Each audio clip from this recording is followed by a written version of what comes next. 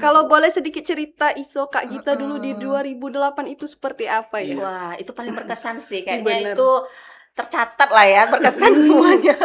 Jadi emang kita harus memberikan solusi apapun itu karena memang kita berhubungan dengan Ari sendiri berhubungan dengan orang luar dan juga orang di dalam PCR gitu. Iya. Itu kalau terkait pelayanan gitu.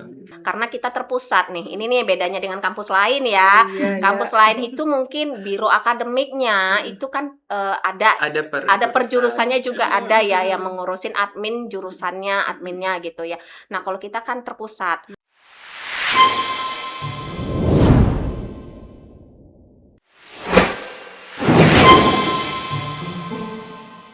Melalui Silver Voice, kita akan menghadirkan suara, gagasan, dan refleksi dari para tokoh serta insan terbaik PCR dalam menapaki perjalanan seperempat abad pengabdian di bidang pendidikan vokasi. Halo semuanya, perkenalkan saya Fani. Saat ini saya sebagai staf di bidang penelitian dan pengabdian masyarakat serta di bidang inovasi pembelajaran. Hari ini saya telah bersama dua narasumber hebat kita. Untuk sebelum itu saya sapa dulu. Halo Kak, halo Bang. Mungkin teman-teman belum tahu siapa yang ada di samping saya saat ini.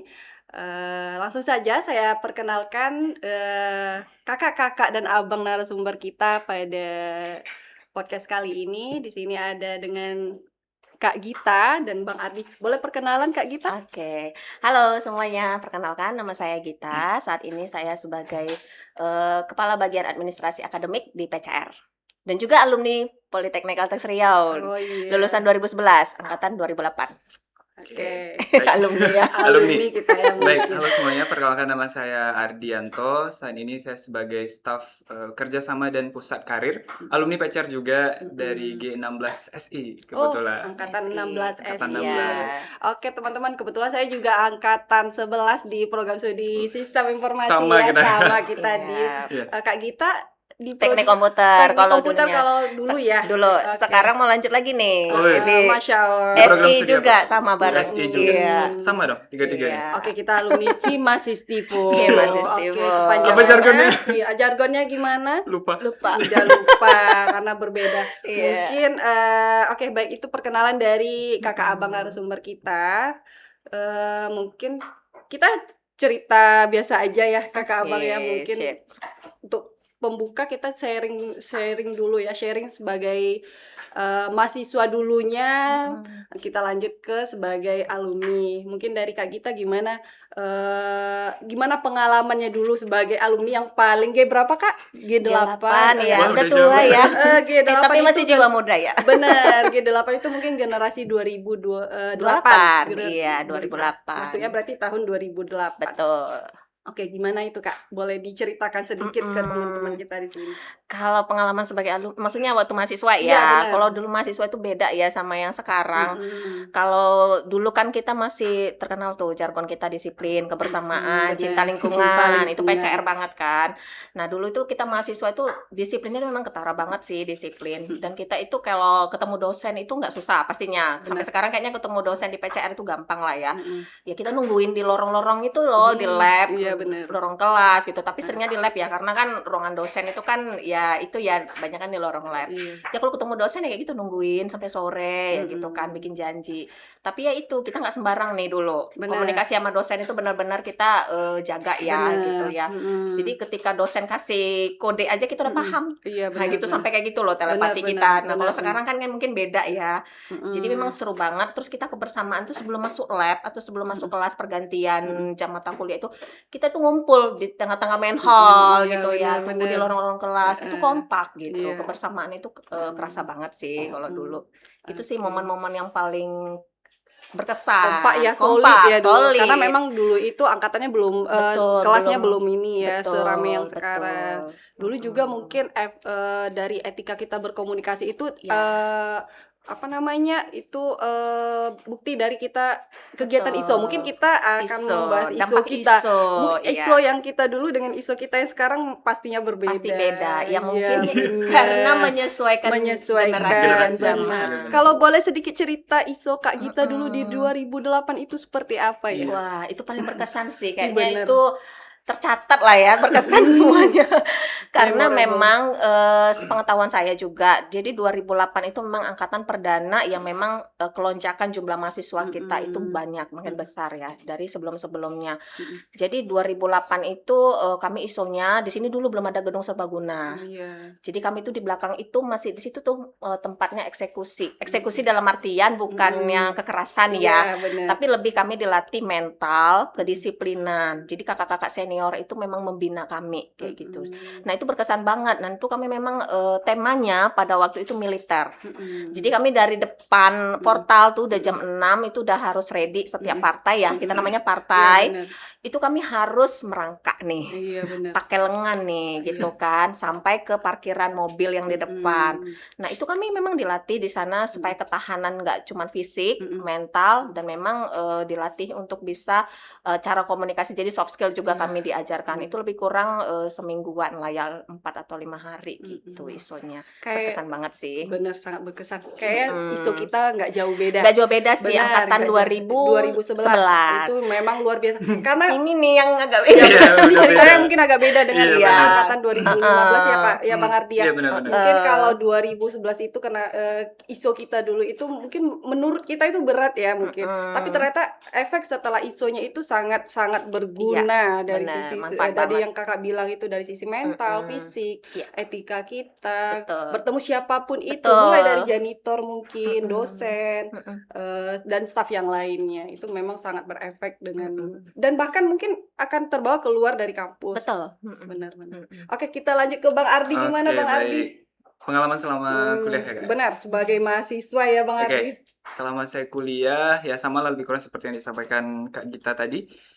Ya di zaman saya kuliah masih ada yang kayak di lorong nunggu gitu, kayak paling perbedaannya ISO paling perbedaan. Benar. Karena ISO mungkin di zaman Kak Gita belum ada gedung serbaguna ya Kak ya. Iya, belum. Tapi kalau di zaman kami sudah ada, karena ISO hari pertama itu udah di dalam GSG. Oh, gedung baru. Gedung baru. Padahal nanti yang paling berkesan itu saat makan siang Kak. Saat makan siangnya karena di lapangan. Oh, Gitu kan. kumpulin Iya benar, dikumpulin di lapangan yang depan GSG di bawah terik matahari. di bawah. Ya di langsung bawah. ya. Cuma kalau yang memang saat ISO memang nggak ada yang merangkak kayak kita dari depan portal ya Kak ya, Portal. sampai ke GSG. Ya kita masih selagi masih tepat waktu, masih bisa lah masuk normal. Paling dari situ juga kita bisa belajar bahwa on time itu penting gitu ya. Kita juga perlu ya di situ kita diajarkan untuk manajemen waktu yang baik. Terus kita juga tahu kita saling mengingatkan sesama teman gitu kan, untuk ngajarin Iya, kekompakan juga supaya kita bisa saling kerja sama kan dengan tim gitu. Iya, benar. Ya perbedaannya mungkin kalau di hari terakhir kita ada buat video di penutupan, nggak tahu ya di zaman kayak gitu ada atau ya, enggak. kalau kami Ya enggak kami sih. ada video penutupan. Video posting ya. Lebih kurang kami semingguan lah dengan pra-ISO Kurang untuk lebih kegiatan sama ISO. ya. Iya. Ya apa yang didapatkan selama ISO ya untuk ngajar kita kan Kak, terkait kedisiplinan kita, Benar. kemudian juga kekompakan, terus juga ya sama yang diajarkan kalau ada janitor atau siapapun yang lewat kita sapa gitu kan. Benar, Karena emang kan benar. kita senyum, sapa, salam yang selalu diajarkan saat ISO. Kalau kakak abangnya lewat disapa dek. Benar. Ya itu juga selalu diajarkan Benar. dari dulu Benar, gitu kan. benar. Itu memang kita kelihatan kalau kita nggak menyapa itu memang langsung ditegur sama kakak. Iya, benar. Dan itu benar. memang jadi kebiasaan baik. Benar. Betul. Jadi budaya sebenarnya. Budaya, benar. Budaya baik yang Dan harus itu kita terapkan. sebenarnya nggak harus diterapkan di kampus juga, itu Di akan mana? membawa Iya, dampak benar. baik juga di Betul. luar. Betul. Benar. Sepakat. Oke, baik. Luar biasa sharingnya ya. Waktu mahasiswa Dengan ya. satu dari generasi 2008 satu 2016 16. ya. Iya. Jauh. Oh, jauh ya. Emang benar sih. dua kali dari- lipat ya. Iya, benar. Kak, dari sisi masuk aja emang Iya, udah udah beda beda. ya. Kita memang dari matahari itu belum terbit. Oh iya. Pulang pun benar. sampai matahari sudah Iya, tidak benar. ada Sudah juga. tidak. Masih Sudah ada base camp nggak dulu Kak? Oh, ada, kami Iya, ada kami base tetap camp. ada Dan- base camp Dan juga. kami itu dulu itu di seperti jarak untuk ke kampus itu memang ditentukan. Ditentukan. Dan itu memang sangat ketat sekali. Iya. Dan itu memang bagus sih sebenarnya. Iya, semuanya ada tujuan yang melatih baik tanggung lah. jawab Betul. sebenarnya kan ya. Betul. Semuanya memang masuk dari sebelum matahari terbit, pulang setelah matahari Gelap. tenggelam. Memang Iya, betul-betul iya. gelap. Iya. Oke, baik. Luar biasa untuk pengalaman sebagai mahasiswa. Sekarang kita akan beralih sebagai alumni terbaik, mungkin bisa dibilang terbaik. Kita mengabdi di kampus terbaik. lah. Terbaik mengabdi Yang di terbaik kampus. menurut kita aja lah. Iya. Ya, boleh deskripsikan dari kakak dan abang satu kata sebagai pelayanan kampus. Ya, karena sekarang memang lagi ditugaskan ya di Iya, bagian bener. pelayanan ya. Jadi kalau menurut saya tuh memang dari awal rekrutmen dari ke PCR itu kan memang di bagian pelayanan ya. Jadi menurut saya lebih kurang 13 tahun ya sudah di PCR ini. Pelayanan itu sebenarnya satu kata itu sabar mungkin. Sabar ya. Sabar. Itu yang pertama. Betul, karena itu kunci kayaknya. Iya, benar. Sabar. Sabar. Jadi karena di dalam pelayanan itu dalam segala kondisi apapun ya, terlepas masalah pribadi atau hal apapun, kita tetap harus profesional dan harus memberikan yang senyuman manis, ramah, sapa gitu kan. Jadi memang pelayanan ini kita harus kayak, bukan berarti kayak nggak diri sendiri, tapi kita memang harus menunjukkan yang terbaik, versi terbaik dari diri kita sendiri. Karena memang pengalaman 13 tahun di bidang pelayanan ini ya cukup banyak pelajaran dan pengalaman menurut saya ya, di PCR khususnya. Jadi memang sabar, empati. Saya berusaha belajar bagaimana sih memposisikan menjadi orang yang dilayani. Keinginannya seperti apa sih supaya kenyamanan kita dapat gitu, respon yang enak, yang menurut kita yang dilayani ini juga puas gitu. Bagaimana sih kita berusaha memposisikan. Jadi empati di sana juga dibutuhkan. Gitu sih. Sabar, empati. Dan kita ada rasa sebagai sebagai orang yang dilayani. Jadi kita tahu nih kebutuhan orang yang dilayani itu seperti apa. Jadi intinya itu seperti apa kita ingin dilayani, seperti itulah kita akan melayani. Betul. Oke, gitu. baik. Lumayan lama ya. Lama ya, bukan lumayan ya, Kak. 13 tahun. Dari tahun berapa, Kak Git? Ya. Jadi kenapa? Dari tahun berapa? Oh, 2013. Jadi sebelumnya. Masuk aja belum. Jadi wisuda itu kan 2011. Ini cerita sedikit ya. Boleh. 2011 itu kita wisuda. Kita kan selalu PCR itu wisuda di Oktober ya. Oktober always ya. Wisuda di Oktober 2011. Udah waktu itu kepala Puskom kita, jadi sekarang BSTI ya. Iya, BSTI. Nah, itu Bu Dini Nurmalasari. Nah, Bu Dini itu langsung rekomendasikan saya untuk jadi di BSTI nggak tuh? Ngoding ya kayak? Ngoding. Karena kan memang sebenarnya nggak pandai ngoding sih, nggak pandai ngoding. Cuman nggak tahu ya Bu Dini mikirnya gimana. Ini mungkin bisa dikerjain gitu ya. Mungkin nggak. Iya, jadi direkomendasiin di telepon tuh masih di libur kan, habis wisuda kan kita ini ya pengen leha-leha dulu kan ya. Kita mau nggak gitu, kita ada project nih waktu itu membangun sistem akademik yang versi kedua. Jadi siap versi yang kedua. Kalau sekarang ada versi keberapa gitu ya. Aduh Bu, nanti ya habis wisuda boleh nggak, maksudnya sebulan 2 bulan gitu kan ya. Oke, akhirnya masuklah di Januari 2012 masuk di BSTI. Jadi itu project pertama ikut di program yang buatin develop sistem informasi akademik versi kedua. Itu sama Bang Nanang waktu itu. Bang Nanang udah di sini, dia udah hebat sih sekarang kerjanya. Jadi waktu itu kita buat itu, tapi nggak bertahan lama, Van. Ini cuma 3 bulan karena memang nggak passion sih sebenarnya ngoding. Walaupun kita di JPI ya jurusannya teknologi informasi, cuman nggak pandai ngoding gitu kan. Tapi memang suka soal data. Dari dulu memang suka data, perancangan kayak gitu. Akhirnya udah masuk di Januari, nggak bertahan lama 3 bulan doang karena ada panggilan. Karena kan dulu percaya deh kalau alumni PCR pengennya coba dulu di luar gitu kan. Pengen ngepakin saya, pengen coba-coba juga gitu. Akhirnya keterima ada 2 perusahaan nih waktu itu. Waktu itu lagi five-nya itu memang alumni PCR sukanya jadi engineer.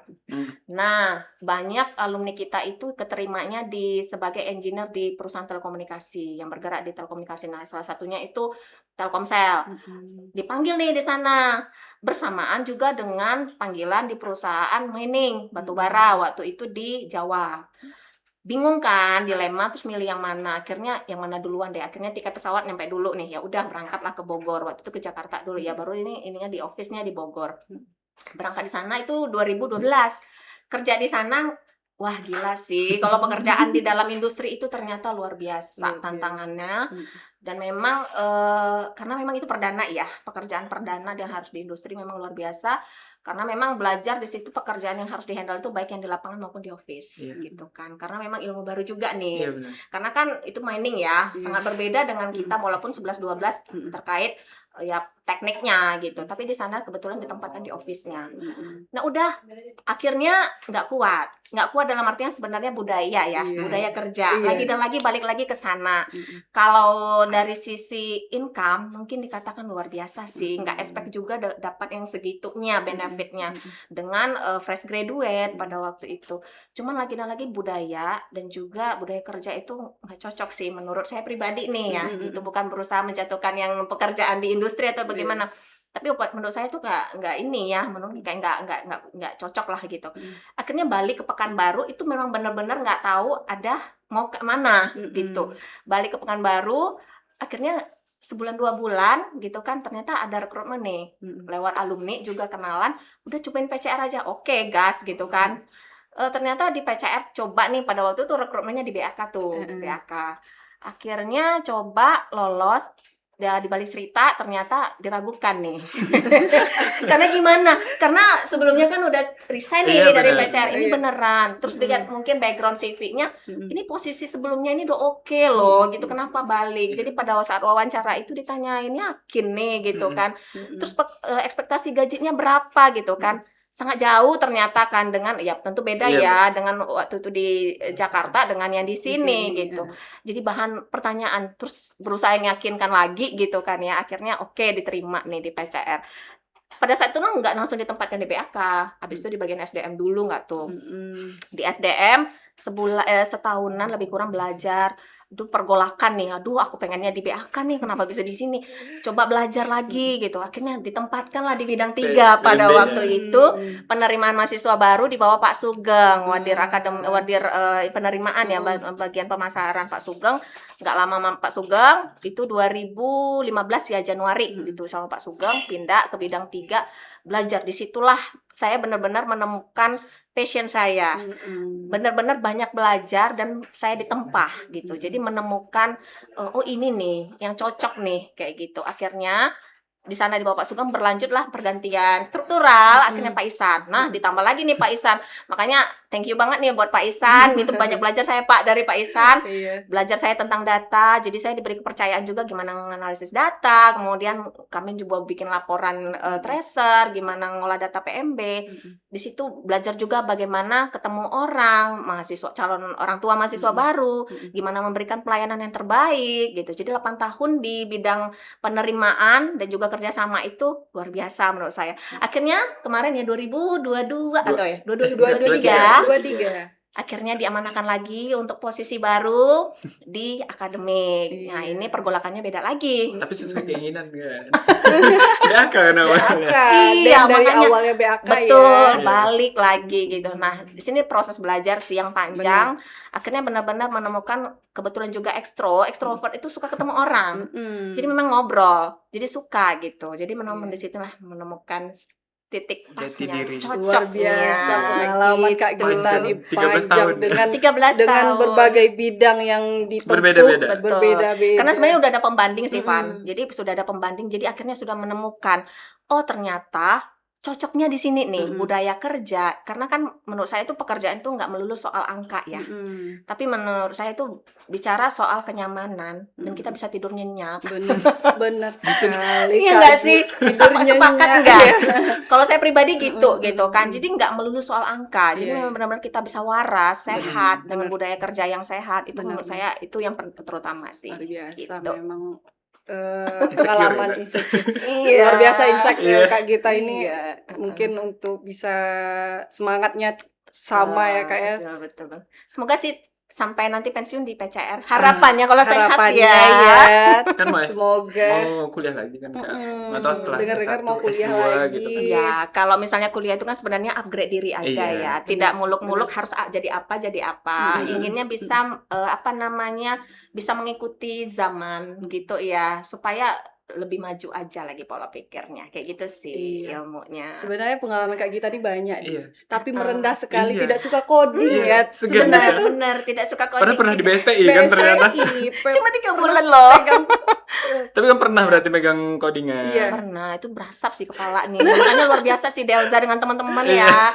Apresiasi tim BSTI kita luar biasa sih. Oke, mungkin dari sisi Bang Ardi seperti apa Bang? Oke, mulai dari pelayanan tadi kan. Benar. Kalau dari Ardi sendiri terkait kata yang menggambarkan pelayanan kayak kalau dari Ardi solutif sih. Jadi kayak Ari kan ngehandle kerjasama dan pusat karir ya kayak termasuk urusan pemagangan dan lain-lain. Mahasiswa terkadang datang ke kita dengan masalah yang beragam. Benar. Terkadang datangnya ya nangis gitu, kayak yang bawa masalah. Ya kita hadir di sana untuk bantu mereka, solusi apa yang bisa kita berikan ke mereka, karena emang terkadang mahasiswa itu maunya didengarkan dan kita berikan solusi yang seperti apa gitu, bukan hanya sekedar kata-kata yang kita keluarkan gitu tanpa memberikan solusi kan. Jadi ya menurut dia harus diberikan solusi terbaik gitu. Biasa kan kalau di kita administratif otomatis surat urusannya kayak, atau mungkin hal-hal yang memang bisa kita bantu.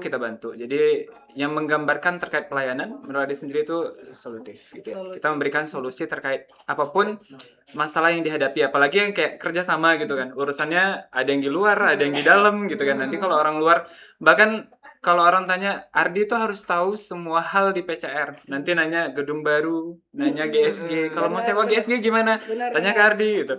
Atau bisa jadi orang nggak tahu juga, kadang nanya, kita mau nanya prima mahasiswa baru nih, nanya ke Ardi juga gitu. Jadi kita harus bisa memberikan solusi apapun kebutuhan orang di luar sana gitu, walaupun mungkin bukan kerjaan kita sendiri di sini, tapi memang setidaknya kita cari tahu. Jadi memang kita harus memberikan solusi apapun itu, karena memang kita berhubungan dengan, Ari sendiri berhubungan dengan orang luar dan juga orang di dalam PCR gitu. Itu kalau terkait pelayanan gitu. Perlu yang terkait kayak kita pengalaman kayak masih terlalu. Tapi udah banyak juga nggak Jauh. sih? Bang Ardi dari tahun berapa? Kalau jadi staf kerjasama itu di tahun 2022 Kak. Masih baru, makanya agak segan nih sama kayak Jadi sebelum ini Ardi bergabung tuh ya kita satu tim ya. Iya, Jadi maksudnya satu dulu tim sebelumnya. ketemu di tim yang sama di bagian penerimaan dan kerjasama. Jadi udah sempat ketemu Ardi nih. Jadi transfer inilah ya pengalaman pekerjaan juga. Tapi sebenarnya Ardi sendiri di kampus dimulainya bukan sebagai staf kerjasama Kak. Sebelumnya Ardi kan lulus di tahun 2020 kebetulan.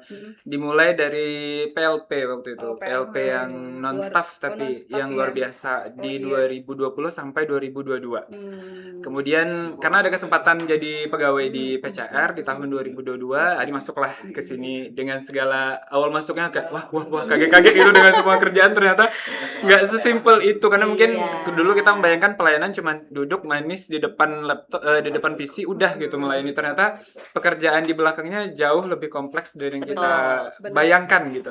Di awal disambut sama Kak Gita.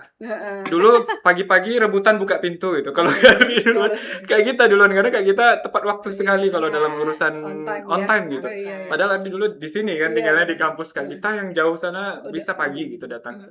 Tapi di awal itu fokusnya di staf kerjasama, pusat karir sama UPT dulu kayak. Baru di tahun 2025 kemarin beralih lah, fokusnya di staf kerjasama dan pusat karir Kak kebetulan. Jadi sekarang ada ngurusin di luar, di dalam itu biasanya banyaknya berurusan dengan terkait karir mahasiswa. Terkadang mahasiswa datang ke kita, mereka butuh gambaran karir ke depannya seperti apa gitu. Kalau terkait kerjaan sendiri, ya sama lah lebih kurang yang disampaikan Kak kita, emang tidak ada urusan sama sekali dengan ngoding gitu ya. Lebih banyaknya urusannya dengan data ya. Banyak belajar dari Kak Gita sih Kak. Aduh, enggak juga. Jadi kayak dulu Kak Gita ini gimana nih cara pakai tableau nggak ngerti ya. Cari Kak Gita itu, kalau nggak ngerti Kak Gita kepaisan gitu biasanya kalau urusannya dengan data gitu, karena emang Kak Gita kita salah sedikit langsung ini salah dia. langsung cepat tahunya gitu. Dan langsung dikoreksi. Langsung dikoreksi gitu. Kejam ya. Padahal kan jaraknya jauh Kak ya, tapi memang Kak Gita nggak pelit ilmu. Transfer ilmunya luar biasa sekali. Benar. Efek isu ya Kak ya. Jadi luar biasa ya kalau kita bicara pelayanan ini memang banyak kompleks sebenarnya. Benar. Dan dari sisi kita sebagai yang melayani itu memang harus sabar, harus ramah, harus bisa menyesuaikan kondisi di lingkungan kita seperti apa nanti tamu atau pelanggan ataupun mahasiswa yang datang. Memang beragam macam yang datang. Dan kita dari sisi kita yang melayani mungkin kita mau harus menyesuaikan. Dan satu lagi solutif ya. Berarti ya. Nah, memang itu harus solutif dan kreatif juga. Kita harus bisa menyesuaikan. Karena masalahnya beda-beda gitu. Benar. Jadi sebenarnya kalau dalam pelayanan kita harus lebih banyak mendengar dulu gitu kan ya, mendengar. Kadang-kadang datang kita nggak tahu nih dengan berbagai emosi yang ada gitu ya. Kita harus tetap setia juga mendengar. Oke, masalahnya di mana. Terus dengan respon yang juga harus lembut ya, ramah. nggak bisa juga kita menyinggung gitu. Jadi memang rule-rule itu nggak bisa kita langgar dalam pelayanan. Karena tentunya kita harus menjaga nama baik institusi, apalagi di bagian penerimaan pada waktu itu yang kita berhubungan langsung dengan orang luar, pihak orang tua misalnya, atau perusahaan atau industri atau instansi lain, itu benar-benar luar biasa. Nah, kalau tantangan saya di sini sekarang ini jadi di bagian akademik, tentu kita lebih banyak interaksinya dengan mahasiswa ya, mahasiswa, dosen atau staf lain, dan juga kadang orang tua mahasiswa. Dan tidak luput dari orang tua juga. Betul. Yang paling ininya tuh gongnya lagi, kalau misalnya di akademik ini, yang datang ke sini itu adalah masalah, ya nggak sih? Bener nggak? Masalah ya. Kalau orang tua mahasiswa datang, pasti bawa masalah. Iya benar. Beda sama di bagian penerimaan. Orang tua datang itu happy, maksudnya ya baik-baik ya, maksudnya senyum, kita maksudnya nggak ada masalah yang gimana-gimana. Tapi kalau misalnya di akademik ini lebih kompleks gitu ya, masalah yang datang itu ya pasti orang tua datang pasti aduh masalah nih gitu. Ya sekurang-kurangnya orang tua pengen tahu nih progres anaknya gimana, akademiknya gimana, atau buruknya dipanggil karena dipanggil prodi gitu ya, karena kondisi performa akademiknya kurang bagus ya gitu. Jadi benar-benar ya mainnya di emosi juga gitu ya. Orang tua kan pasti ya ini ya perasaan, bagaimana kondisi anaknya seperti itu. Jadi di situ kita harus benar-benar, saya pribadi harus banyak belajar bagaimana bisa menyesuaikan tadi. Jadi psikolog. Ya mendengar loh di mendengar. Jadi merangkap ya benar. Benar, mendengar gitu ya keluhan. Ya itu tadi solutif. Kita juga harus bisa memberikan solusi. Kalau memang kita nggak bisa membantu ketiplek-ketipleknya gitu kan, ya setidaknya kita memberikan saran gitu ya. Kayak gitu sih. Jadi memang kesabaran ya, ketekunan ya semua sih luar biasa di pelayanan. Kalau bisa dibilang kayaknya pengalaman kebetulan saya juga sebagai staf administrasi juga, kita menghadapi dua sisi, internal dan eksternal. Iya benar. Kak Gita juga pernah melayani yang eksternal, bertemu dengan orang eksternal. Ardi juga seperti itu. Saya juga seperti itu, dan sekarang fokusnya untuk internal. Dan tidak kurang juga dengan keluar juga. Kayaknya lebih kompleks internal nggak sih? Benar.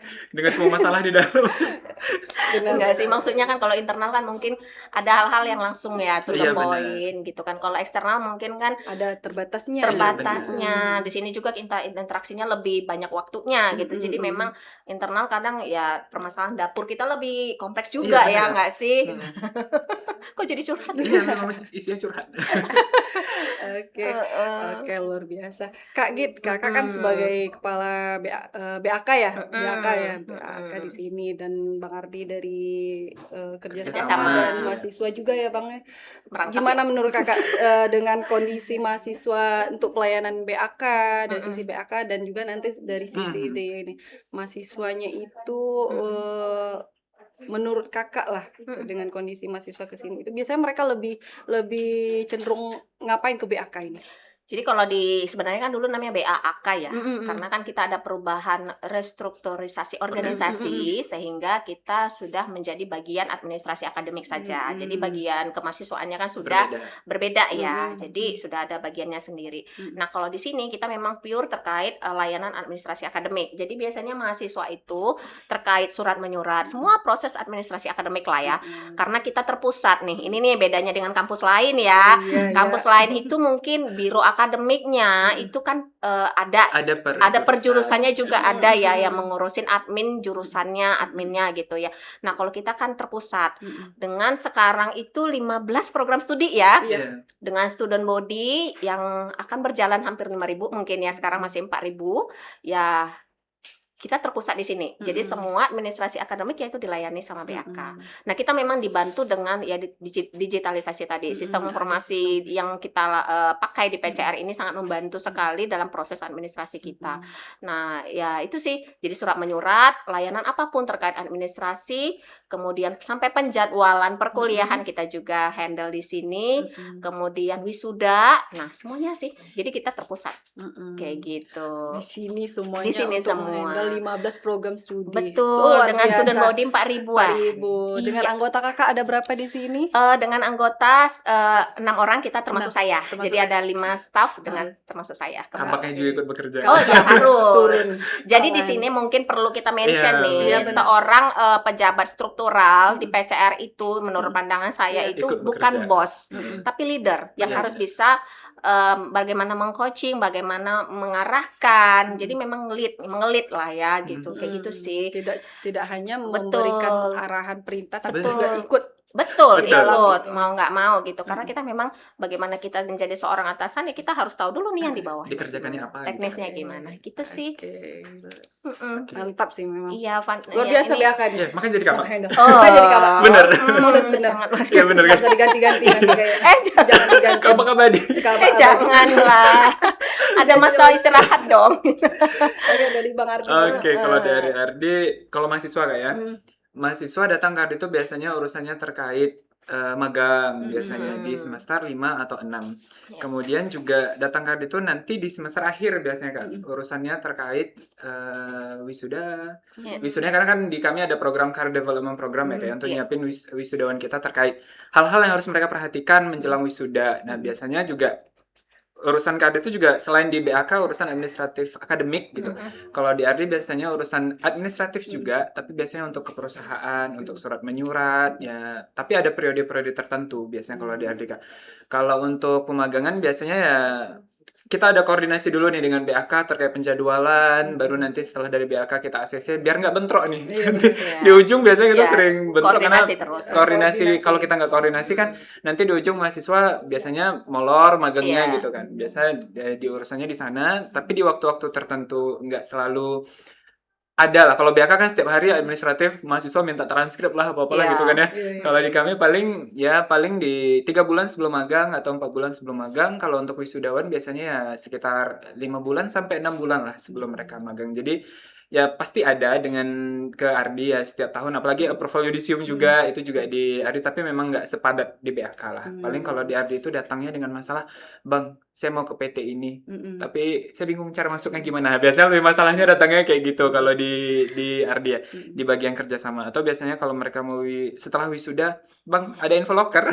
Karena pusat Biasanya karir, iya karena ya. pusat karir Tetap gitu. nyarinya ke Ardi. Iya kita juga Iya. karena kan setiap tahun juga ya bedanya PCR dengan kampus lain mungkin kita juga setiap tahunnya selalu menyediakan rekrutmen di sini Kak. Karena emang juga bahkan rekrutmen intern di PCR pun kita terbuka untuk Iya, umum gitu betul. kan. Kita juga setiap bulannya selalu menyediakan lowongan pekerjaan yang bisa kita share ke alumni kita. Makanya kita selalu terkenal 3 bulan sebelum lulus alumni sudah Betul. bekerja. Nah, itu Hasil yang selalu- tracernya. hasil tracernya Benar, seperti itu. bagus. Itu sih Kak kalau di RD. Di bagian Sebenarnya di bagian pelayanan mahasiswanya Kak. mahasiswa. Itu di luar yang urusannya dengan industri gitu. Iya. semua penting sebenarnya Oh saling iya, berkaitan. betul. Ardi untuk yudisium, Iya. Kak Gita juga ada berkaitan dengan yudisium. Iya, juga. jadi kan memang ya kompleks ya. Di akademik itu proses. Kalau di penerimaan itu input. Nah, di RD ini output. Output. Jadi iya. memang semua ya dari mulai input, proses dengan output, itu Output. PCR itu benar-benar dijaga lah gitu kan ya. Jadi memang itu semuanya dikawal.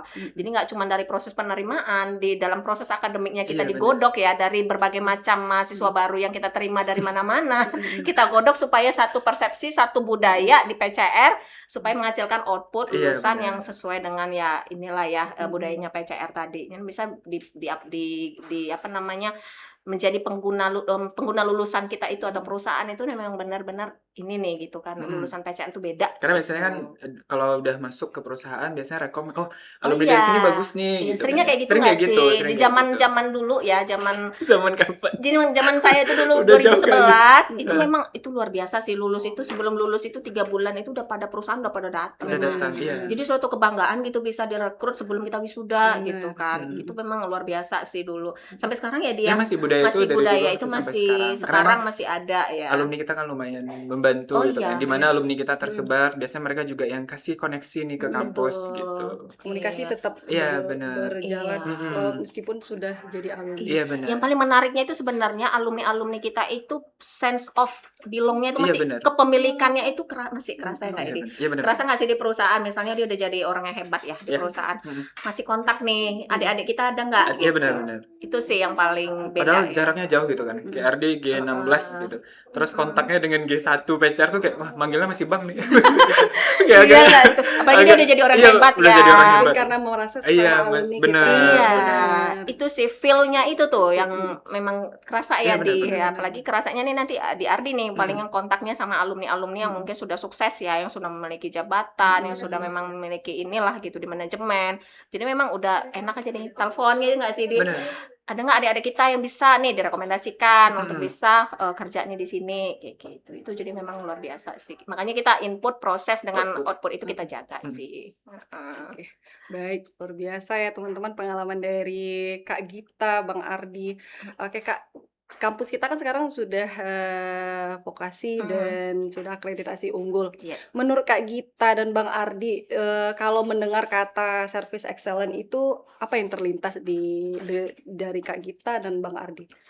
Apa ya?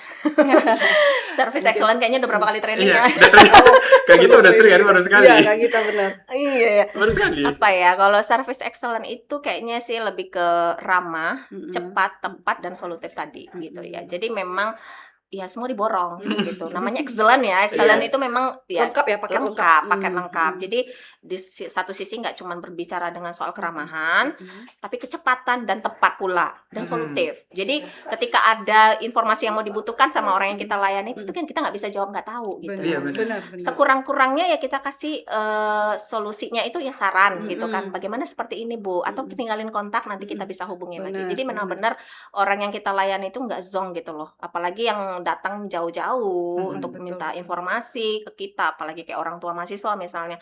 Jadi benar-benar kita itu solutif. Jadi memang service excellent itu nggak cuma hanya dari sisi keramahan dan kenyamanan tadi, tapi cepat, tepat dan solutif tadi. Itu sih menurut saya ya. Menurut Bang Ardi kayaknya lebih ini deh. Sama aja lebih kurang kan. Atau lebih detail? Oh lebih detail. Enggak sih kayaknya copy paste dari kayak kita aja. Service excellent ya sama lebih kurang memberikan pelayanan terbaik yang kita bisa gitu kan ya. Memang ya nggak hanya cuma sekedar ramah, kita ramah tanpa ada solusi sama aja dengan enggak gitu kan. Jadi kita ramah, kalau ada kebutuhan langsung berikan yang terbaik yang kita bisa gitu kan. Kalau memang yang disampaikan Kak kita tadi, kalau kita belum bisa berikan solusi hari ini minimal kayak kita minta waktu dulu sebentar atau biasanya kan kita juga ada jeda waktu ya dalam proses surat menyurat gitu kan ya. Ya pelayanan terbaik sih Kak. Kalau dari Ade terkait service excellent ya, gimana cara kita menghadapi masalah-masalah yang datang gitu dengan pelayanan yang terbaik yang bisa kita berikan gitu kan. Versi terbaik lah ya.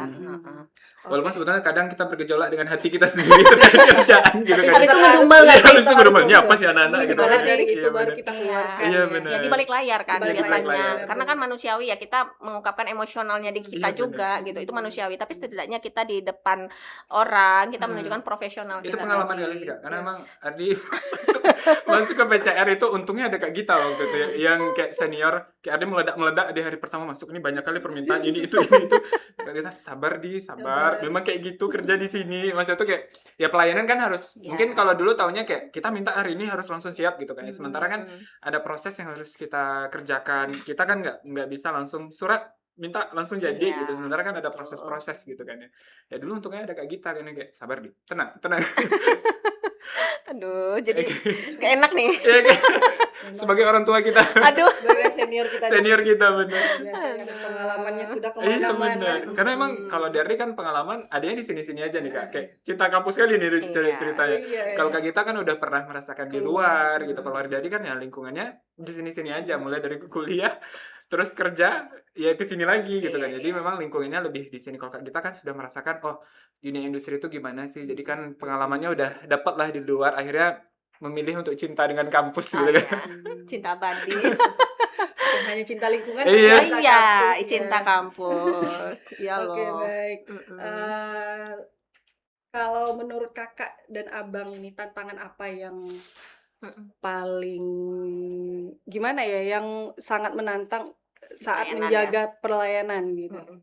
Tantangan tuh sebenarnya di diri kita sendiri ya. Jadi memang karena kan dalam pelayanan ini kita mainnya di emosional kita juga kondisi pribadi. Nah itu yang harus bisa kita kesampingkan.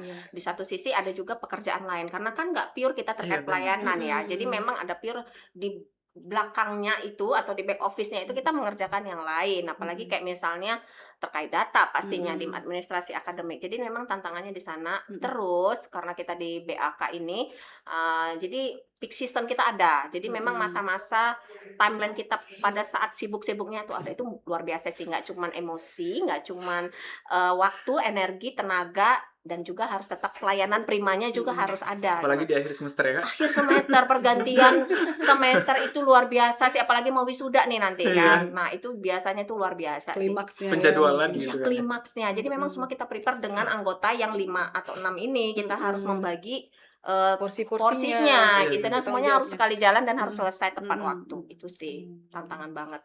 Kalau di Ardi untuk tantangan lebih ke ini sih. Terkadang setiap tahun itu atau setiap semester itu kita selalu temukan masalah yang berbeda-beda gitu kan ya. Jadi kadang kalau di Ardi dari masalah itu kita belajar untuk tahun depan atau semester selanjutnya itu kita coba berikan solusi-solusi yang berbeda. Jadi kalau dibayangkan dulu magangnya kita gitu kayak dengan magangnya anak sekarang tuh udah jauh berbeda prosesnya. Mungkin kalau dulu 1 bulan sebelum magang itu surat baru kita buka prosesnya. Kalau sekarang nggak bisa gitu karena emang dengan perkembangan zaman dan generasi juga ya kita juga harus menyesuaikan gitu dengan perkembangan mahasiswa gitu kan Kak. Kalau contoh dulu mungkin kalau buat surat via email semuanya gitu ya. Kalau ada komunikasi kita via email. Kalau sekarang harus beralih ke WA group gitu kan ya. Bahkan ya kayak terakhir mahasiswanya minta bisa nggak Bang ya buat TikTok untuk promosi gitu kan ya, karena memang mereka ternyata lebih sukanya di sana gitu, aktifnya di sana gitu. Dan mungkin WA lebih cepat mungkin ya benar, karena kalau email ya biasanya mereka udah jarang untuk ngecek gitu. Mungkin ngeceknya sesekali, cuman kalau memang kebanyakan dari mereka mintanya ya WA group karena emang informasi jauh lebih cepat untuk didapatkan ya. Tantangan-tantangan seperti itu yang akan setiap tahun pasti akan berbeda-beda gitu kan ya. Itu paling kalau di Ardi kayak tantangan perbedaan. Tapi gitu. Lucunya ya, kalau misalnya kita flashback balik ya di zaman ya, kita nggak bisa berusaha membedakan zaman ya. Iya benar. Zaman sekarang itu dengan banyaknya teknologi ya, maksudnya media-media komunikasi yang mudah sekali ya, misalnya WhatsApp, email. Nah zaman kami kenapa bisa ya koordinasi? Itu memang pertanyaan yang sangat kok bisa ya gitu ya, tetap ada loh, terjalin kok koordinasi, komunikasi gitu ya. Ya tapi mungkin dunia ini sudah berbeda kali itu gimana gitu kan, generasinya juga sudah berbeda. Kadang-kadang juga bingung. Ya kita di posisi ya di bagian administrasi akademik ya, tadi itu berusaha menginformasikan baik itu melalui email, grup atau channel kita atau Instagram akademik kita gitu kan ya. Kadang tuh berusaha mutar otak gimana cara memposisikan supaya informasi ini benar bisa sampai gitu dan bisa dipahami gitu. Kita tuh sampai belajar di sana. Kadang-kadang mungkin literasi zaman sekarang juga berbeda di zaman dulu gitu ya, nggak tahu kenapa gitu ya. Jadi memang kita tuh muter otak di sana. Jadi penyesuaian juga gimana kita pelayanan tuh memang harus upgrade ya. Benar. Jadi dari zaman ke zaman kita harus belajar gimana nih yang kita hadapi, yang kita layanin itu seperti apa nih polanya. Jadi kami tuh sekarang seperti itu. Jadi kita gimana sih informasi yang supaya bisa nih cepat dipahami dan nggak lupa. Dan mahasiswa tuh bisa aware. Sampai kita tuh berpikir gimana sih supaya menarik nih informasinya. Nah zaman kita dulu kan beda ya, pakai mading tuh. Iya, penjadwalan kan masih di mading dulu kan ya. Bener, kita lihat sini, kalau nggak di depan sini ya kayak gini nih mata gitu kan ngeliatin jadwal, berebut kalau prodi lain. Kayak waktu di zaman Ardi yang 2016 masih yang di mading nggak, tapi setelah itu udah mulai beralih tuh ke email waktu itu penjadwalan. Jadi kayak lucu ya kadang ya, kok bisa ya, maksudnya kadang-kadang tuh kayak kita udah sekarang informasinya berkala. Di zaman kita dulu nih, kita kayaknya di zaman kami deh ya, kan ya. Kita nggak ada ya pakai email ya.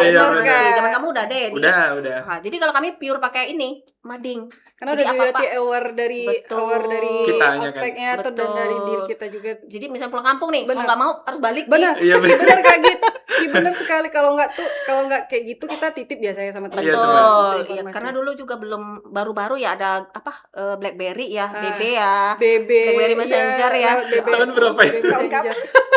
2012 udah tua loh. Udah 2012. Iya, belum ada WhatsApp jadi memang atau dulu pakai BBM. Iya, Pak. Oh iya. Tapi itu baru launching loh zaman kakak. Benar, karena kan dulu sistem masih terbatas ya, untuk sistem pelayanan itu masih terbatas. Masih terbatas.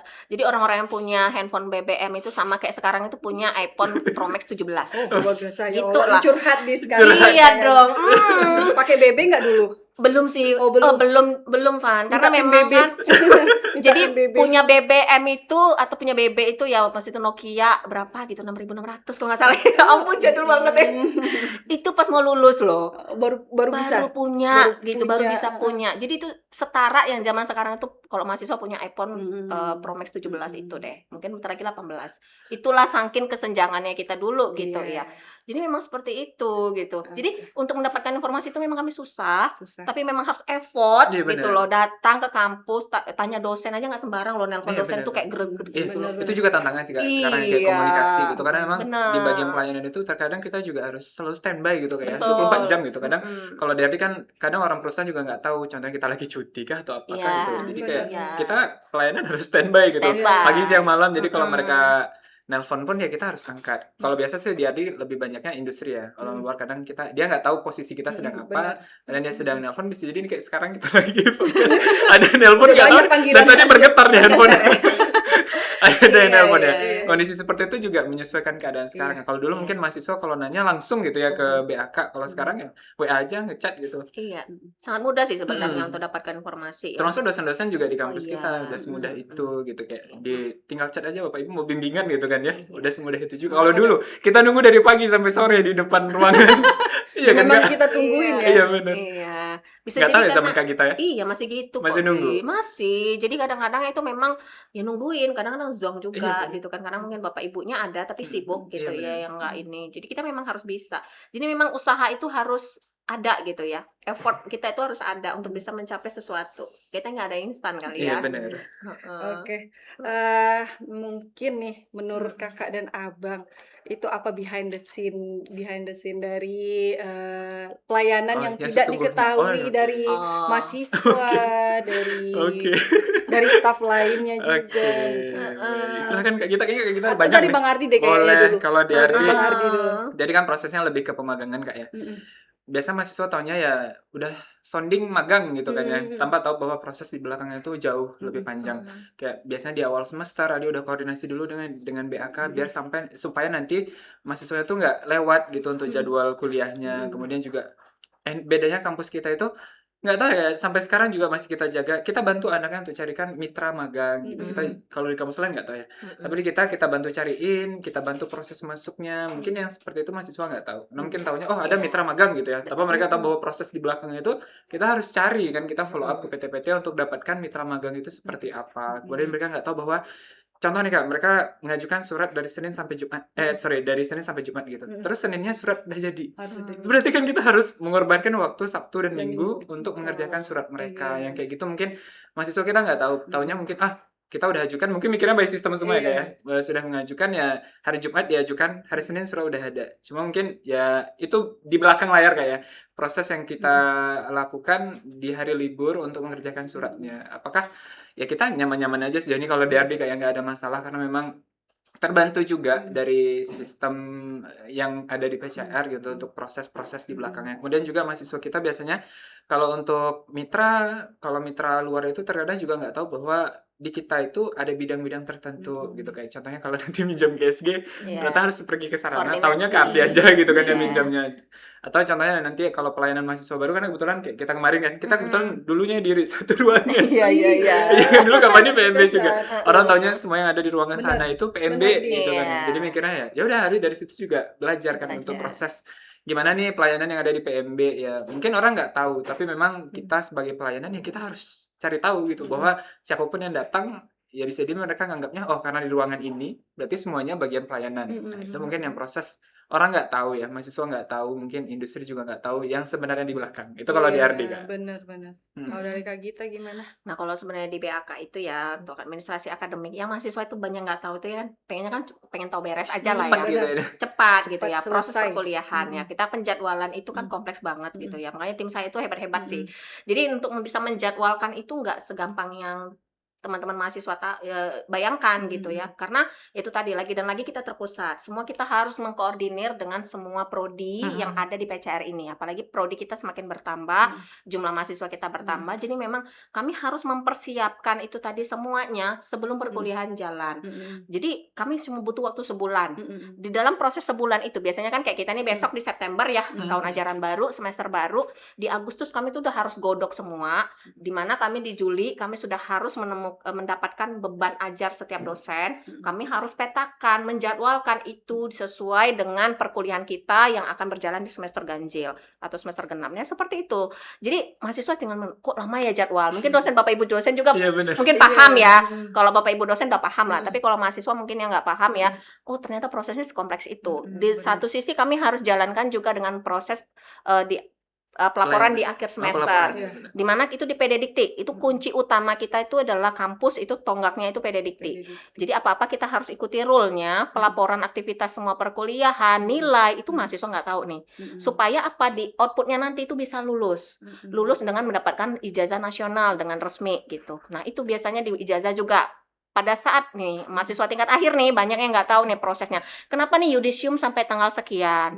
Kenapa dibatasin seperti itu? Karena proses setelah itu tuh lebih panjang lagi. Jadi rekan-rekan mahasiswa mungkin perlu tahu di sana. Jadi ketika di Agustus nih udah kita tutup. Sekarang kan yudisium tiap bulan nih.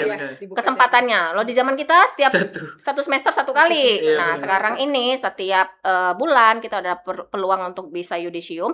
Itu prosesnya kami langsung jalan untuk bisa mengajukan ijazah nasionalnya atau PIN, penomoran ijazah nasional. Nah, di akhir nanti setiap kita mau wisuda, kita biasanya di Agustus kita tutupnya. Supaya apa? Di Oktober kita wisuda. Di September itulah kami kerjakan bagaimana kami bisa mengupayakan semua pelaporan mahasiswa yang mau lulus ini aman, tidak ada masalah sampai ke pusatnya, ke PD Diktinya, kemudian dapatlah ijazah nasionalnya. Karena tanpa ijazah nasional tadi, teman-teman mahasiswa nggak akan bisa nih lulus. Gitu ya, dan PCR pun tidak akan bisa mewisudakan. Jadi memang prosesnya panjang di sana, nggak semudah dibayangkan. Itu biasanya selalu begitu nih, Van, di akhir-akhir mau wisuda. Kok cepet banget, padahal kan wisuda Oktober. Nah, termasuk orang tua. Nah, itu pemahaman yang mungkin belum tahu ya proses di belakangnya. Padahal sebetulnya udah dibantu dengan yudisium tiap bulan. Betul, yudisium kita tiap bulan nih. Untuk mempercepat Dan mahasiswa sebenarnya udah bisa mempetakan, merencanakan, memanajemen dirinya, manajemen waktu, kapan nih aku harus bisa yudisium, kapan nih aku harus bisa lulus. Itu sebenarnya kan sudah bisa terpetakan kayak gitu. Jadi memang peluangnya udah harus lebih banyak ya untuk bisa lulus gitu. Karena setiap bulan udah bisa yudisium gitu kan. Betul. Dibandingkan dulu cuma harus nunggu gitu kan ya. Iya. Lah dulu di zaman kami itu sidang itu pas saat ujian malahan. Oh, iya. Pada saat masa ujian loh kita periodenya untuk sidang TA kita. Pusing gitu. mikirin Pusing ujian. lah. Jadi Double. pagi ujian. mikirin ujian nih, jadwal ujian. Terus jam 10 nanti sidang. Oke. Ujian lagi nanti jam 1. Kayak gitu loh. Nah, sekarang kan mungkin mahasiswa semakin banyak, ya sidangnya sudah dibuka kapan saja. Jadi memang udah bisa manage waktu sih sebenarnya untuk UTS mahasiswa udah fleksibel sekarang. gitu Betul, sekarang. betul. Kalau dulu kan UTS masih penjadwalan ya. Betul. Iya, sekarang udah fleksibel. Oke. Segan kita sama kayak kita. udah banyak ilmu. Ada lo yang lebih sepuh lo lagi. Jangan dilangkain, sepuh kita ada di sini. Oke, menurut kakak dan abang nih sebagai alumni yang balik lagi bekerja di kampus PCR, Cinta apakah kampus kan, arti kampus PCR bagi kakak dan abang? Kalau bagi saya pribadi ya, PCR ini benar-benar hati saya udah di sini. Masya Allah. Tertawa dari awal. Enggak sih, ya itu tadi balik lagi ya. Nggak tahu kenapa, nggak tahu mungkin kita semua alumni ya punya rasa yang sama nggak sih ya. Ini saya pribadi, saya udah nggak tahu cinta saya ada gitu. Maksudnya sayang sama PCR ini. Dulu kenapa? Karena kan dulu saya sempat membandingkan gitu. Oh iya, ternyata budaya yang cocok. Nggak tahu kenapa saya lebih cocoknya budaya di sini. Budaya kerja, nilai-nilai kita gitu. Nah, itu benar-benar sesuai menurut saya. Saya nggak tahu yang lain. Tapi mungkin pada umumnya kita alumni mungkin merasakan yang sama. Paling sedihnya itu ketika ada sesuatu nih terkait PCR kok begini ya gitu ya. Mungkin yang di luaran begitu kok begini ya. Itu sebenarnya ada rasa sedih sih sebenarnya kok kayak gini gitu ya. Tapi ya balik lagi, ya itu proses ya. PCR ini akan terus berkembang, bertumbuh semakin lebih baik. Ya, harapan kita kan ya bertambahnya usianya terus itu kan makin jaya lah ya, makin dikenal juga. Tapi ya satu hal yang pasti memang ya sayangnya ke PCR itu udah kerasa sih kalau bagi saya sebagai alumni. Dan itu mungkin yang buat rasa nyaman Betul, di sini. iya. Kalau di RD kenapa kesini kayak? Sebenarnya di 2020 saat lulus itu ada ditawarkan di beberapa perusahaan gitu kan, ada yang migas, ada yang juga karena beasiswa dulu kayak ada juga ditawarkan pulang, cuma nggak tahu migas tuh lumayan kayak lumayan menjanjikan juga posisinya waktu itu, cuma nggak tahu karena memang udah terlalu nyaman dengan budaya yang ada di sini, kita juga nggak ada dibeda-bedakan sama sekali. Akhirnya mikir ya udahlah, yang dicari itu kan bukan hanya sekedar gaji gitu kan, Betul, tapi juga nggak sekedar kenyamanan yang angka, kita cari juga benar. gitu. Kalau emang hanya angka ya bisa jadi nanti Bisa. kita mengejar angka tapi nggak nyaman dengan Benar. kerjaannya Betul. gitu. Kalau Sepakat. ya kenapa di sini ya nyaman aja dengan lingkungan gitu, bisa ketemu dengan siapa saja, kita ketemu direktur aja semudah itu di sini, nggak Iya. perlu yang kayak birokrasi yang nggak panjang gitu kan. Betul. Kita di sini juga Ardi dapat kesempatan belajar banyak juga gitu, mungkin yang kayak mentor-mentornya luar biasa kayak kita juga kan ya. Salah Kesempatannya satunya. banyak gitu kan ya. Iya. Dan bisa jadi kalau di luar kayak kita selalu kasih saran, belum tentu kamu punya kesempatan untuk berkembang juga Benar. gitu.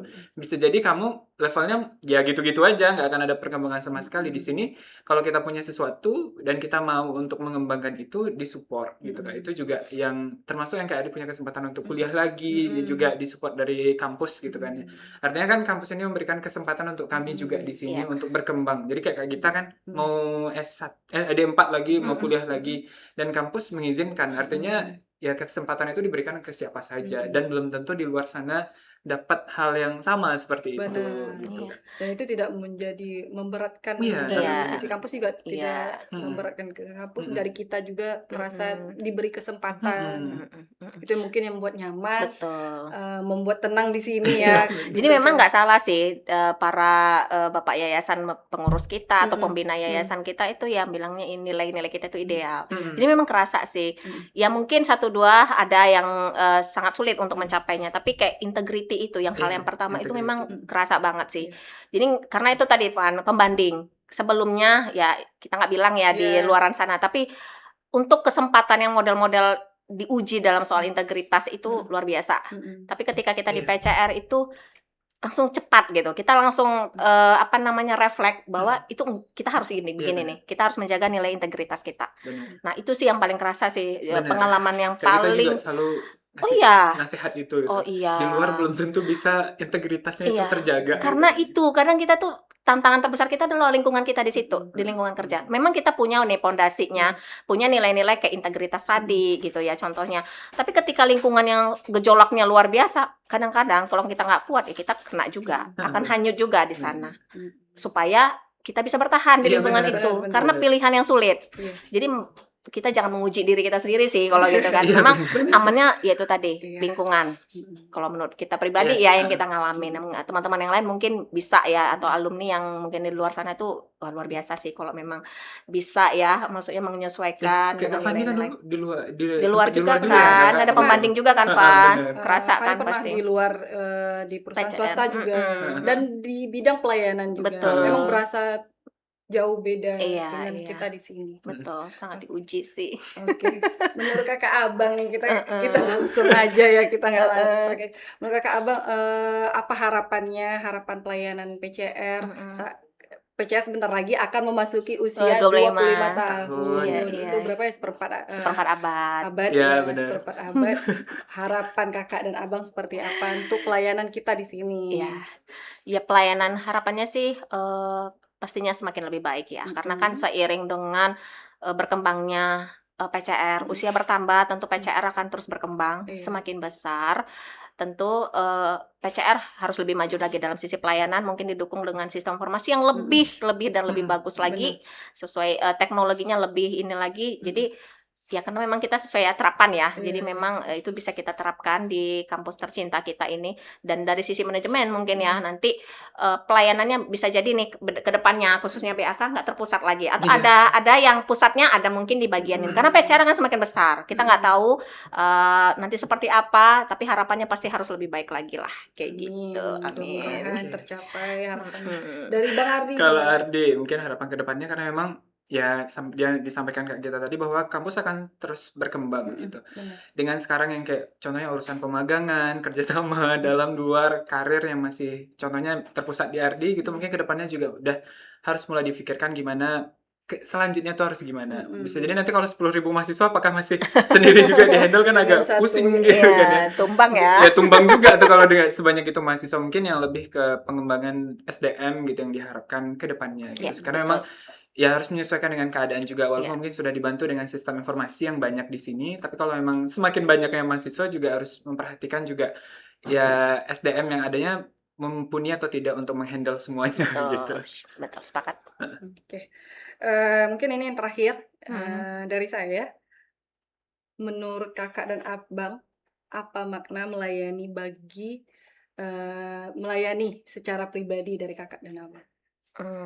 Dari siapa dulu nih? Aja Kak. Apa ya, ini ya secara pribadi. Jadi memang kalau saya pribadi ya, setelah menjalani kehidupan ya kali ini kehidupan Udah 13 tahun ya. 13 tahun ya dalam bidang pelayanan ini gitu kan. Jadi memang banyak belajar. Tapi dalam satu sisi belajar bahwa pelayanan itu sebenarnya adalah memberi diri gitu. Memberi versi terbaik dari diri.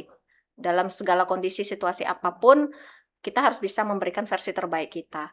Jadi pelayanan nggak bicara soal bekerja bagian administrasi di belakang meja ataupun ketemu orang lain, tapi pelayanan itu lebih secara general. Dalam kehidupan kita sebenarnya kita sudah melakukan tugas pelayanan. Dalam hal profesi apapun, dalam hal apapun, baik itu dia dokter, profesor, dosen, atau bahkan presiden sekalipun itu adalah melayani juga loh. Pekerjaan yang kita lakukan itu adalah pelayanan, memberikan versi terbaik kita kepada orang lain supaya lebih memiliki makna. Gitu sih.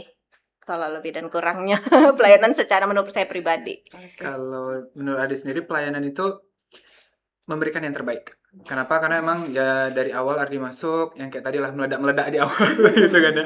Akhirnya dari situ belajar bahwa oh ya kalau kita paksakan versi ini ke kerjaan ini ya bisa jadi kita nggak memberikan pelayanan yang terbaik gitu. Setiap tahunnya kita juga harus selalu introspeksi diri. Mungkin bisa jadi selama pelayanan ini ada yang kurang dari kita. Mungkin inputan dari orang luar itu benar terkait kita gitu. Ya kita juga harus sadar diri bahwa mungkin ya kita harus terus belajar memperbaiki diri. Karena memang ya, contoh kayak tadi pemagangan kalau dulu kayak kita paksakan konsep yang dulu di sekarang mungkin yang kayak anak kita udah banyak yang komplain gitu. Jadi selain kita memberikan pelayanan terbaik, kita juga harus adaptasi yang baik juga karena memang pelayanan itu nggak bisa ya pakai cara-cara dulu kayak dulu kita pakai surat atau pakai mading ditempel gitu kan ya. Mungkin kalau sekarang kita nggak bisa lagi seperti itu ya. Artinya kita memberikan yang terbaik sesuai dengan kondisi yang ada saat ini. Itu menurut Adi pelayanannya. Jadi contoh lah nanti kayak setelah kita ada yang lain gitu mungkin akan melanjutkan estafet yang sama seperti itu juga mungkin akan lebih baik lagi. Jadi memang kondisi apapun bisa jadi nanti kita udah nggak di posisi ini gitu kan Kak ya, atau mungkin udah pensiun gitu kan Kak. Harapannya yang kita tinggalkan juga sesuatu yang baik untuk selanjutnya gitu supaya nilai-nilai yang sudah kita dapatkan untungnya di sini ya kita juga sudah belajar ideal gitu kan ya, kita juga bisa terapkan di dunia kerja kita gitu. Kita yang kayak integritas yang kita jaga dengan baik gitu. Jadi memang kalau dari RD ya pelayanan itu yang memberikan yang terbaik. Selain solutif ya, memberikan yang terbaik yang kita bisa. Benar, baik. Memang pelayanan itu dari sisi kita kompleks ya. Kompleks Kompleks iya. Semua ya ada di sana, Iya. dari emosional, dari pembawaan diri dan adaptasi dengan lingkungan, bertemu dengan berbagai macam orang, itu memang kompleks sih dari sisi pelayanan. Dan pasti melekat di dalam diri kita. Apapun nanti profesi atau apapun gitu pasti kita melakukan pelayanan ya. Gitu ya. Semuanya, semua aspek. Jadi memang pelayanan itu nggak cukup hanya sekedar surat menyurat, ketemu orang. Nah, itu ternyata dalam hidup kita itu memang kita melakukan pelayanan gitu ya. Apapun yang kita lakukan kita berikan versi terbaik gitu sih. Oke, baik. Oke, teman-teman, mungkin setelah selesai dari sesi sharing dari kakak dan abang kita, pelayanan bukan sekedar administrasi. Tentunya pengalaman alumni membantu menemani mahasiswa. Service excellent dimulai dari empati dan komunikasi. Kami bertiga pamit undur diri. Terima kasih. Sampai bertemu di episode Silver Voice lainnya. Dadah. Dadah. Terima kasih.